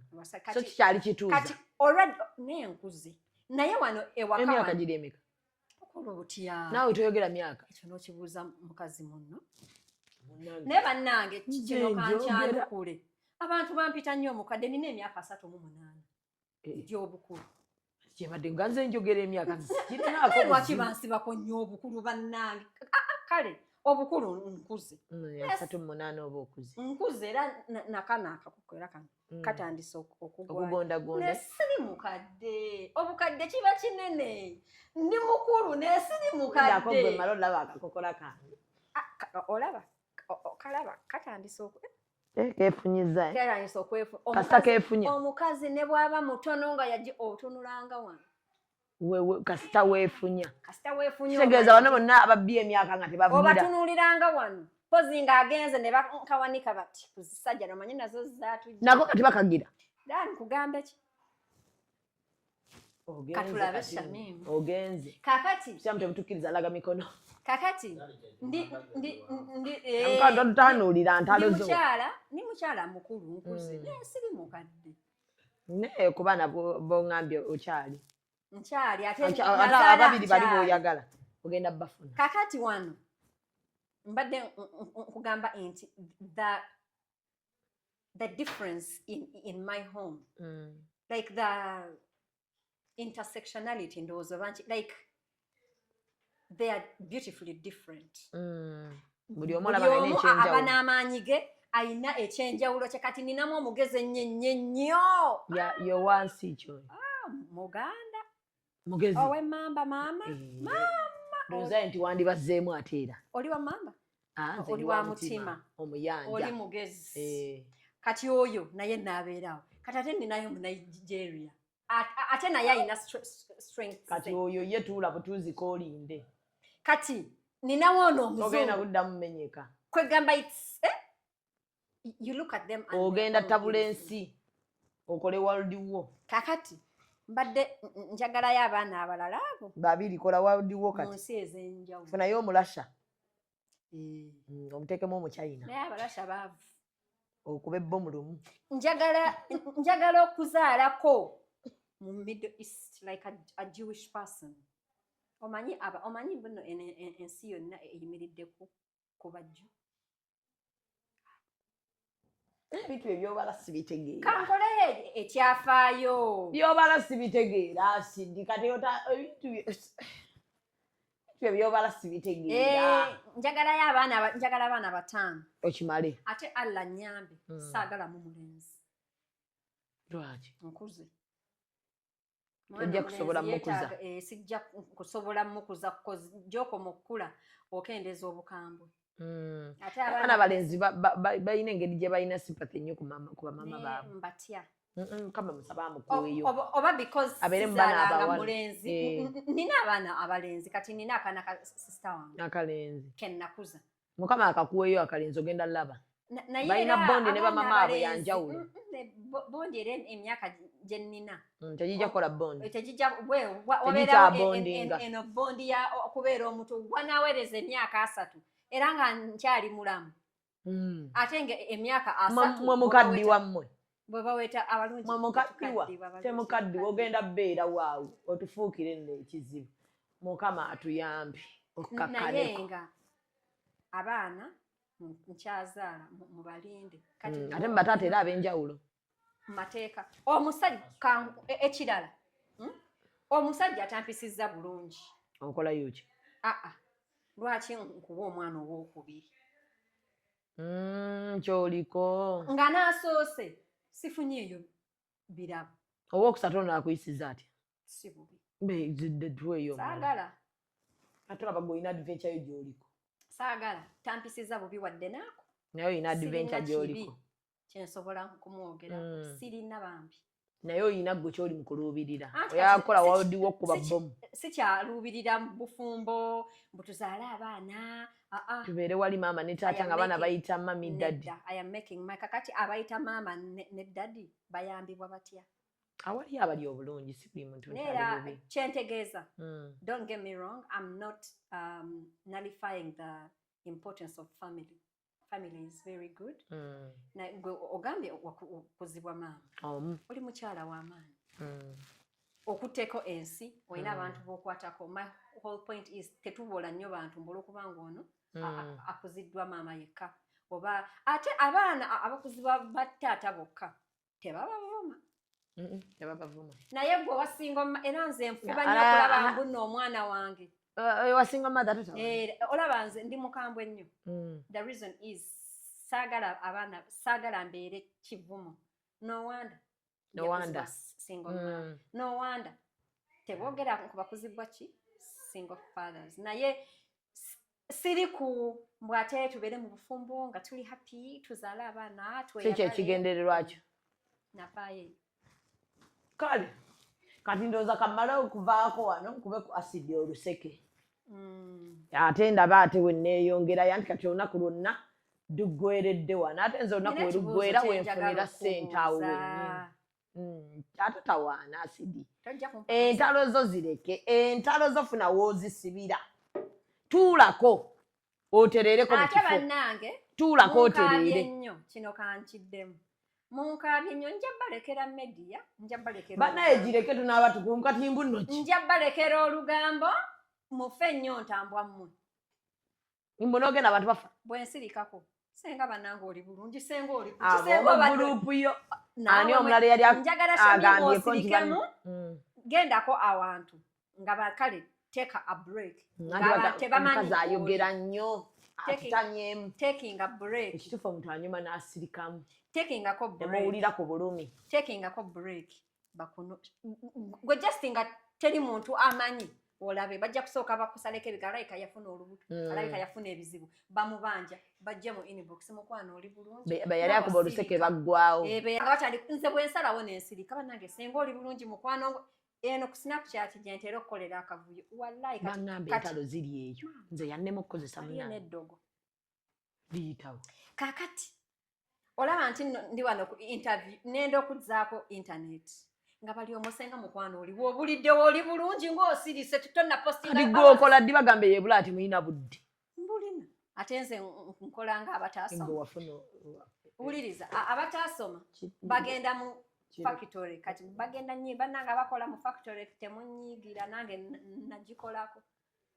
gy'emirimu egitandikirwako kati bw'ogenda mu factory essimu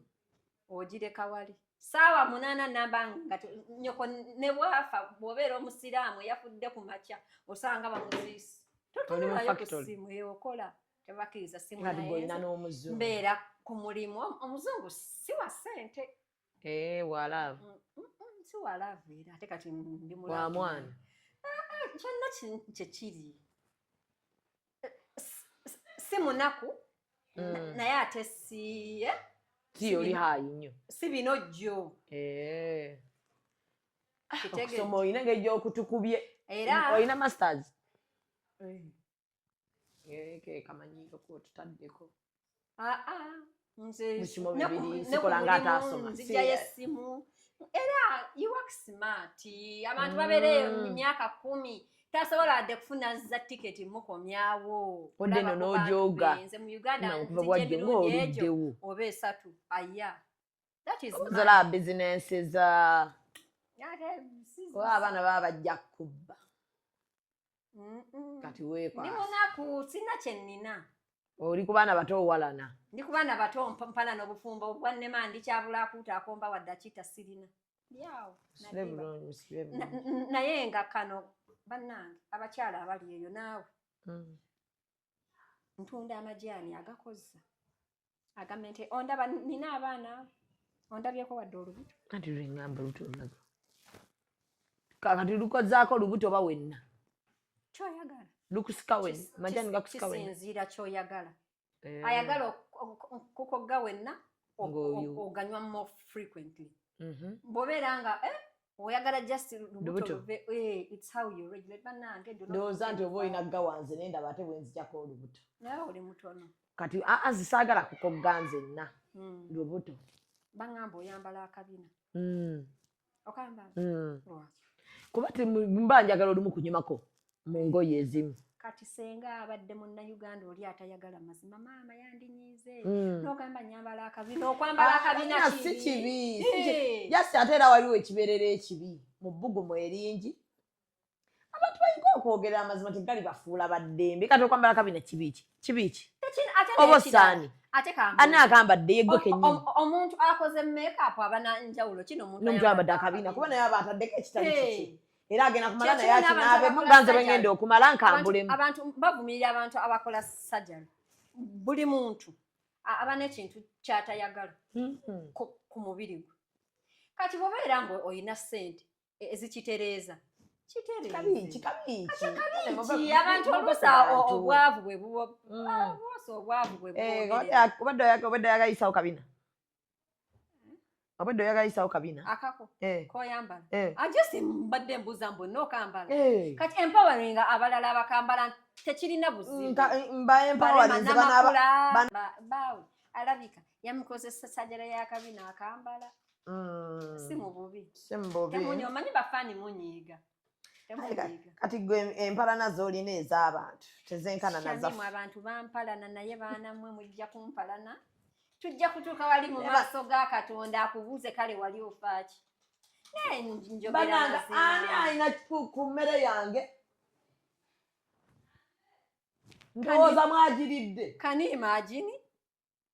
wamma mpa sente ate leero nkoze emmeka maama emmere gireete maama ntandika sente nja kukuwa ampakati ate tozibanja ngate yazinterese oyagala mmeka ogenda oyagala mmeka mpaayo akakadde akaana okakoleredde ki obwedda ntudde wano nkusanyusa ng'omulimu gwange omukulu gwakukola ki omulimu gwange omukulu gwakubuggiriza bagagga kati ndi wano ngwedda nkuliko nkubuggiriza nga wampadde ki empozi sorry ongulidde emmere naye kazi kano kati naye tuwamingira ku mmere eno bagiwaminge linda boss naayita microwave tekalambale munnange omugagga agambye mbwe emmere gumyeko ye maama tosobola kundekera bwe njira nga ndyaliraku omululu gukuli bulala emmere oyagala ng'eyokya ate bakulekere bw'olyalyayo dakiika 2 embeera asidi si nnungi ekyana kinene kino bambi kiraba bazadde baakyo bakola naye mwebale kukola naminga nakubeerawo mu kampala yammwe kampala wabagagga aberekamu omwavu awekazi wajja nazo kati zonna ozituwadde naye tukuba oluseko otulabye abantu baavu muzisabe abantu baavu abantu bebulayo manyi twepanka nnyo nga tubayisaamu amaaso mbu temulina muzibasabe bazibawo baayi ku kamera seti baayi bannange mwebale nnyo omwana tunya bwaseka alowooza oli muntu njagala nnyo abaana amanyi bino byebakola abakyala abantu balamu njagala nnyo abaana era nenda kwongerayo abo mu basajja abalala abo njagalayo omujju